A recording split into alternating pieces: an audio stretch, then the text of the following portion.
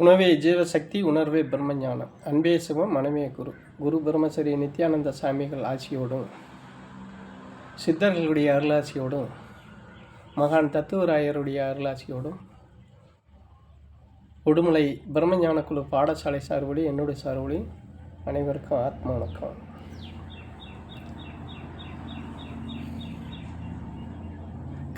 கருமானே சொன்னால் அந்த கருமா எப்படிப்பட்டது, எதனால் உருவாகுது சாமி? எவ்வளவோ சொல்லியிருக்கிறோம், திருப்பும் வந்ததே. கேட்ட கேள்வியே சொன்ன பதிலவே கேள்வியை கேட்டால் என்ன செய்யும்? அதனால் கருமாங்கிறதே செயல். நம்ம என்ன செய்கிறோமோ அந்த செயல் தான் கர்மா. கர்ம வினை, கடமை, அதாவது கர்மா அப்படின்னால செயல்தான்.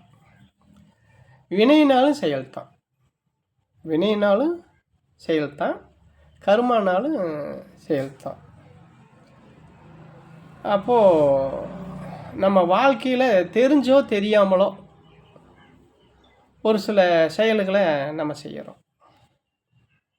அந்த செயல்கள் நற்செயலாக இருந்தது அப்படின்னு சொன்னால் நல்வினை. தீய செயலாக இருந்தது அப்படின்னா கரும வினை, தீய வினை. சரிங்களா? இந்த கரும வினையில் அப்போது இந்த கரும வினை தீய வினை, நல்வினை, தீவினைன்னு இருக்குது இல்லையா? அந்த தீவினை நற்செயலுக்கும், தீவினை தீய செயலுக்கும், நல்வினை நற்செயலுக்கும் உருவாகுது. அப்போது இந்த வினைப்பயன் எதை, இந்த வினைப்பயனால் என்ன உருவாகுது அப்படின்னா பிறவி பயன் உருவாகுது. இந்த தீய செயலாலையும் பிறவி பயன் உருவாகுது, நற்செயலாலையும் பிறவி பயன் உருவாகுது. பிறவிக்கு காரணமாக இருக்கிறதே, இந்த பிறவி சங்கிலியை உருவாக்குறதே இந்த வினைப்பயன் தான், இந்த கர்ம வினை தான். அது தீவினையாக இருக்கலாம், நல்வினையாக இருக்கலாம். அந்த பிறவி சங்கிலி தொடர்றதுக்கு, உருவாகிறதுக்கு காரணமாக இருக்கிறதே இந்த வினை, கர்ம வினை தான். அப்போ இந்த கர்ம வினை ஏற்படாமல் பார்த்துக்கணும்னா என்ன செய்யணும்? மீண்டும் மீண்டும் இந்த பிறவி சங்கிலி நமக்கு வராமல் இருக்கணும்னா என்ன செய்யணும்? மறுபிறப்பு உண்டாகாமல் இருக்கணும்னா நம்ம என்ன செய்யணும் அப்படின்னு பார்த்தோம் அப்படின்னு சொன்னால், இதுக்கு ஒரே வழி சொல்லணுன்னா, ஒரே வார்த்தையில் சொல்லணுன்னா, நம்மளை யாருன்னு நம்ம தெரிய முயற்சி எடுக்கணும். நம்ம யாருன்னு நம்மளை தெரிஞ்சோம்னா இந்த கர்ம வினை கழியறதுக்கு வழி கிடைக்கும். நம்மளை யாருன்னு தெரிஞ்சுக்கிட்டா உடனே இந்த கர்ம வினை கழியாது. நம்மளை நான் யாருன்னு தெரிய ஆரம்பித்து அது தெரிய ஆரம்பிச்சிருச்சுன்னா இந்த பிறவி சங்கிலியை அறுபடுறதுக்கு வழி கிடைக்கும், வழி பிறக்கும். இப்போ அதை வச்சு இந்த பிறவி சங்கிலியை நம்ம அறுத்துடலாம். அதுதான் இதுக்கு பதில். அப்புறம் இன்னொரு சந்தேகம் என்னென்னா,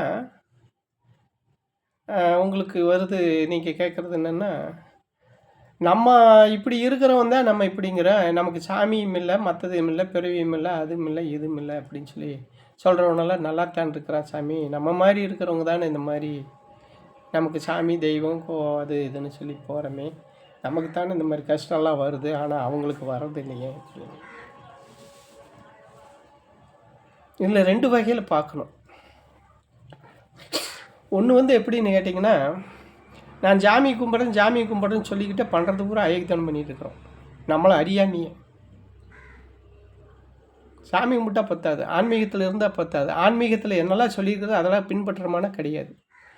ஆனால் அவன் இல்லைன்னு சொல்கிறவே ஒரே வழியில் நின்றுக்கிறியா? இல்லை, அவ்வளோதான், எனக்கு நம்பிக்கை இல்லை, நான் கண்ணில் பார்க்கல, அதனால் நான் அதை நம்பலை. அவன் ஒரே வழியில் நின்றுக்கிறான். ஆனால் இவன் அப்படி இல்லை, இல்லைன்னு சொல்லிக்கிட்டு சாமி இருக்குதுன்னு சொல்லிட்டு எதெல்லாம் செய்யக்கூடாது, அந்த செய்யக்கூடாத வேலைகளையும் சேர்த்து செய்கிறாங்க. அவன் செய்யக்கூடாத வேலையை மட்டும் செஞ்சுட்டு சாமி இல்லைன்றான் அவன். அப்போ ஓரளவுக்கு பார்க்குற போது இவனுக்கு அவனே பரவாயில்ல, இல்லைங்கிறவனே பரவாயில்ல. ஏன்னு கேட்டால் இவன் அதை பேரை சொல்லிக்கிட்டு இவன் பண்ணுற அயோக்கியத்தனத்துக்கு பொருளாதாரத்தில் வந்து சொல்கிறானே தவிர சொல்கிற மாதிரி வாழ்க்கையில் அவன் கடைப்பிடிக்கிறானா? கடைப்பிடிக்கிறது இல்லை.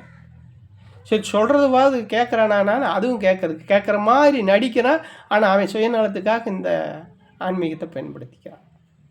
இப்போ இந்த ஆன்மீகத்தை அவன் அப்படி சுயநலமாக பயன்படுத்தும் போது அப்போ சாமி இல்லைன்னு சொல்கிறவன் எவ்வளவோ பரவாயில்ல.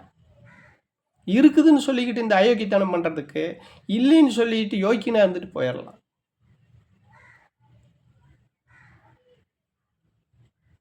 என்ன சொல்கிறீங்க? புரிஞ்சுக்குவீங்கன்னு நினைக்கிறேன். அதனால் அது மாதிரி நீங்கள் இருக்குதுன்னு சொல்லிக்கிட்டு நீங்கள் செய்கிற ஒரு சில தப்பான விஷயங்க தான் உங்களுக்கு வந்து இப்படி ஒரு வழி பிறக்காத அளவுக்கு மீண்டும் மீண்டும் வந்து அந்த கதவு சாத்துதே தவிர, நீங்கள் அது சொன்ன பிரகாரம் நடந்தீங்க அப்படின்னு சொன்னால், அதில் சொல்லியிருக்கிறத வழிமுறைகள் வந்து கடைப்பிடிச்சிங்க அப்படின்னா ஒருபோதும் இந்த மாதிரி ஒரு துன்பம் உங்களுக்கு வராது. அனைவருக்கும் ஆத்ம வணக்கம்.